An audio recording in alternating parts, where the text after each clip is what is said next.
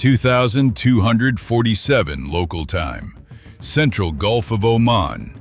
USS George H.W. Bush Carrier Strike Group, bearing 310, 31 nautical miles southwest of the Strait of Hormuz entrance. E-2D Hawkeye, call sign Sentry, is already tracking 2 contacts. They appeared 11 minutes ago off the southern Iranian coast near Bandar Abbas. No flight plan filed, no transponder. They are flying without lights.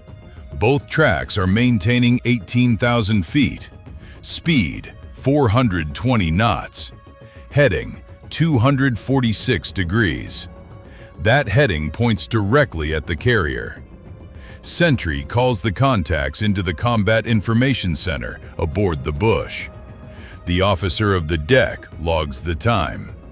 The Air Wing commander is notified. Standard intercept protocols begin. Then the radar picture changes. A third contact appears. Different origin point. Coming from the northeast, from a separate airfield near Giraft. Lower altitude, 4,000 feet. Speed already at 510 knots and accelerating. This track did not originate with the first 2. It departed later. It is arriving simultaneously.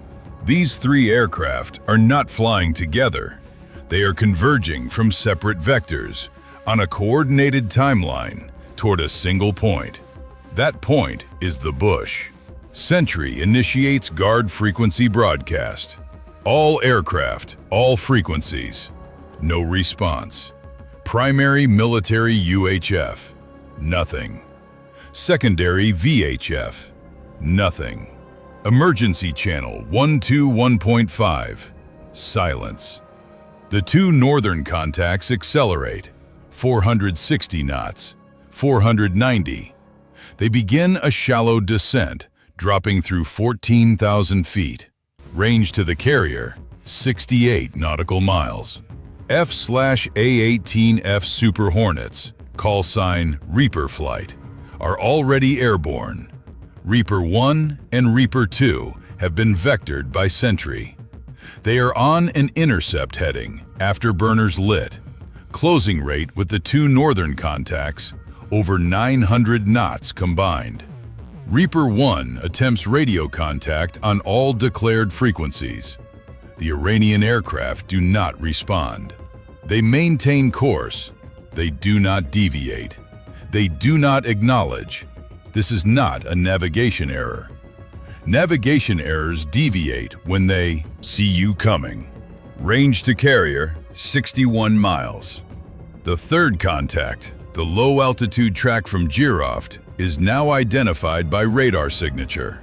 SA-band emissions, flight profile, and radar cross-section are consistent with a single platform, MiG-29 Fulcrum.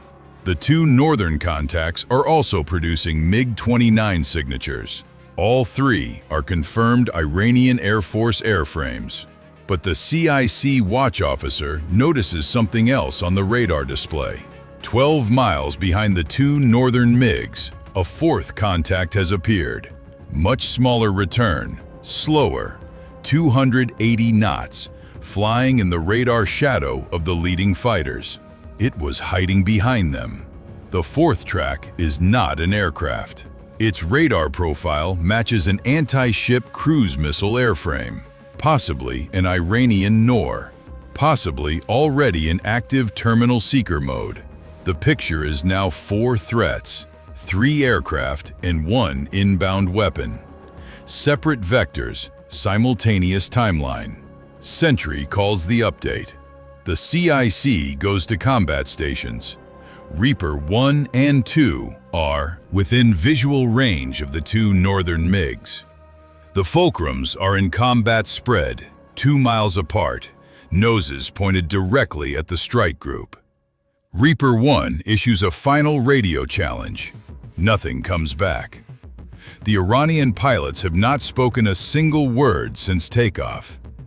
At 28 nautical miles from the carrier, Reaper 1 fires. AIM-120 AMRAAM, active radar. The missile goes pitbull immediately and begins tracking. The targeted MiG brakes hard right and deploys chaff. The AMRAAM follows. 6 seconds. The MiG pulls 7G trying to beat the geometry. It cannot. The missile detonates inside lethal radius. The contact disappears from Sentry's screen. The second MiG does not retreat. It continues inbound. 24 miles from the carrier, it begins to descend aggressively, accelerating through 550 knots, using terrain masking over the water surface, trying to get below the defensive radar horizon.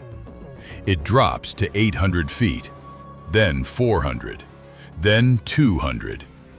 Reaper 2 calls the intercept. He is in a disadvantaged position, angle off too high for a clean shot. He calls Buster and rolls hard to cut off the geometry. Range, 19 miles. The second MiG is still coming. Aboard the Bush, the Aegis combat system aboard the escort destroyer USS Winston Churchill has already locked the cruise missile track. The missile is in terminal phase, sea skimming, altitude 15 feet above the surface, radar seeker active. It is tracking the Bush directly. Range, 22 miles and closing at 550 knots. The Churchill fires a standard missile too. Clean launch. But the Nord jinks, hard left. A programmed evasive maneuver in terminal phase. The SM-2 misses by 40 meters. The Churchill fires a second SM-2 immediately. The Nord jinks again, this time right, then pulls a nose-up maneuver to mask its heat signature. The second SM-2 loses lock for 1.4 seconds. That 1.4 seconds is almost everything. The Churchill's CIWS, the Phalanx gun system, activates automatically. It does not wait for orders. The radar tracks the Nor, the gun slews, and 20mm rounds begin firing at 4,500 rounds per minute. The Noor is 1.1 miles from the Bush when the CIWS finds it. Impact. The warhead does not detonate cleanly. Debris scatters across the water. 3 fragments impact the Bush's hull below the flight deck, port side. No penetration, no casualties. 1 communications antenna is destroyed. 1.1 miles. Now the third MiG, the low-altitude track from Giroft, that has been flying a completely separate approach corridor this entire time, appears on the Bush's own radar for the first time. It has been below the escort destroyer's sensor coverage. It is now 14 miles out.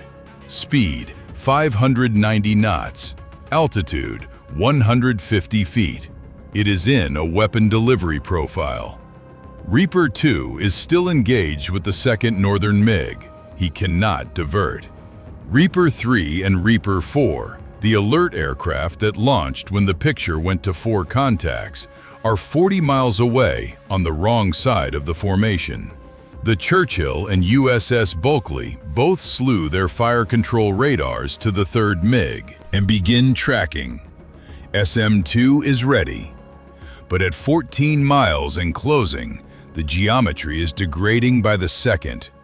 The third MiG fires. 2 KH-31 anti-radiation missiles come off the rails simultaneously. They immediately home on the Churchill's active fire control radar. Range to impact, 18 seconds. The Churchill's commanding officer orders radar shutdown. The KH-31s go ballistic, losing their seeker signal, and pass overhead by 600 feet. They hit the water 2 miles beyond the formation, but with radar down, the Churchill cannot track the third MiG. Reaper 2 still fighting the 2nd Northern Fulcrum, gets a radar lock, fires his second AMRAAM, and watches the contact go off scope. He immediately comes right and checks for the 3rd MiG. Sentry calls his vector. He pushes the throttles. He is 11 miles from the 3rd MiG. The MiG is 7 miles from the carrier. Both aircraft are closing each other at over 1,000 knots combined. The MiG begins a pull-up for a second weapon release. Reaper 2 fires inside minimum range. The AMRAAM was not designed for this geometry. The missile barely tracks before the MiG breaks through its engagement envelope. The AIM-9X goes next, Heat Seeker. The MiG is pulling hard into the vertical. The Sidewinder pulls with it. Impact.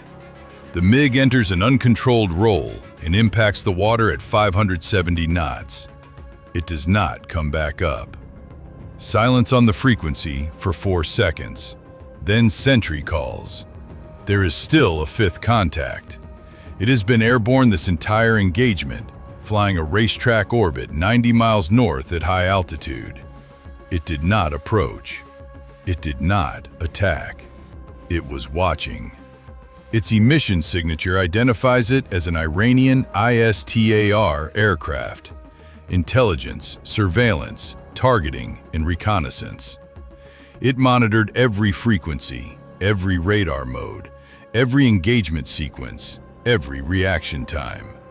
The Bush requests permission to engage. Permission is denied. It is in Iranian airspace. The ISTAR aircraft completes one final orbit and turns northeast toward Bandar Abbas. It lands 34 minutes later. In the aftermath, the signal intelligence package collected during the engagement is substantial. The 3 MiGs used a coordinated timing protocol that allowed simultaneous threat vector saturation, specifically designed to overwhelm a 2-aircraft combat air patrol. The cruise missile's terminal maneuver was pre-programmed, not operator-guided. It had been updated 48 hours prior with sea state and defensive system parameters sourced from commercial satellite overpass data. The ISTAR aircraft recorded every Aegis emission frequency, every fire control radar dwell time, every intercept vector, every CIWS activation threshold. The engagement lasted 19 minutes. The Iranians lost 3 aircraft and 1 missile. They gained something else, a complete electronic and tactical profile of how a U.S. carrier strike group defends itself under simultaneous multi-vector attack. They now know exactly how close is close. Enough. If this briefing held your interest and you'd like to see more breakdowns delivered with the same depth and analytical clarity, consider subscribing and turning on notifications so you don't miss upcoming content. Insights and feedback are always welcome, particularly from those who follow military operations or are interested in strategic thinking. So don't hesitate to share your viewpoint on how these events were managed. And if you found this analysis worthwhile, passing it along to others who follow these subjects helps support and grow this kind of work.